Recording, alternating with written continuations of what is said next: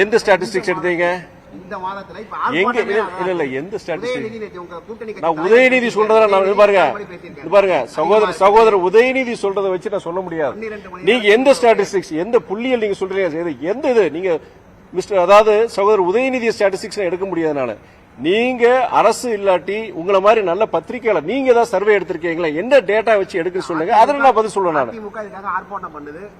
நீங்க பாருங்க, அதிமுகவும் திமுக ஆர்ப்பாட்டம் பண்றாங்க, சகோதரர் உதயநிதி சொல்றதுக்காண்டி சொல்ல முடியாது. என்னோட இது இந்த குற்றங்கள் தவிர்க்கப்பட வேண்டும், மாற்று கருத்தே கிடையாது.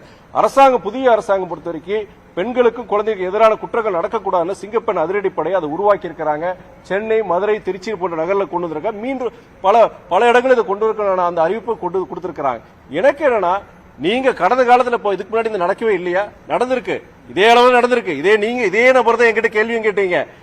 நீங்க சகோதரர் பொறுத்த வரைக்கும் நடுவில் கொஞ்சம் 6 மாசம் கொஞ்சம் தான் இருந்தீங்க, மறுபடியும் அந்த சைடு போனதுனால இப்ப கேள்வி கேட்கறீங்க. அதனால டேட்டா பொறுத்த வரைக்கும் நீங்க நெக்ஸ்ட் டைம் மீட் பண்ணும்போது நானும் கேட்கறேன், காவல்துறை சம்பந்தமா நீங்க ஏப்ரல் மாசத்துல என்ன ஸ்டாட்டிஸ்டிக்ஸ், மேல எவ்வளவு வருது, ஜூலை என்ன இருக்கு பார்ப்போம். பார்த்துட்டு உண்மையிலே அதுல வித்தியாசம் இருந்தா நாங்க இந்த பதில் சொல்றோம். குறைய சொல்ல, அதே தொடருதுன்னு சொல்றேன்.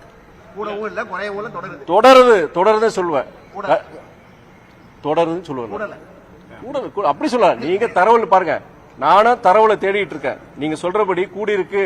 இன்னைக்கு சில பேப்பர்ல எடுத்து பாத்தீங்கன்னா முதல் பக்கத்துல இருந்து கடைசி பக்கம் வரைக்கும் கொலை கற்பழிப்பு இதெல்லாம் பொறுத்த வரைக்கும் நான் பாக்குறது ஒரு நரேட்டிவ் மாதிரி தான் தெரியுது. எப்படி ஒரு நரேட்டிவ்?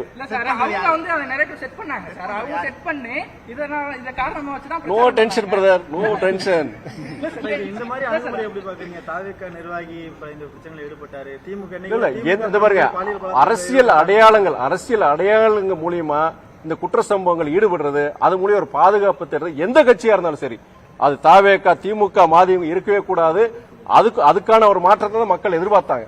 அது பொறுத்திருக்கு இந்த ஆட்சியிலும் பொறுத்திருக்கு தாவேகா ஒரு நிர்வாகி இருந்தாலும் அதுக்கு நடவடிக்கை எடுத்திருக்காங்க. சம்பந்தப்பட்ட ஒரு நபர் பொறுத்திருக்கு ஒரு தாவேகா நிர்வாகி கைது பண்ணிருக்காங்க. அது மேல எல்லா எஃப்ஐஆர் ரெஜிஸ்டர் ஆயிருக்கு. அது எந்த விதத்திலையும் அது யாரையும் நம்ம அது சகிப்புத்தன்மை இருக்கக்கூடாது என்னுடைய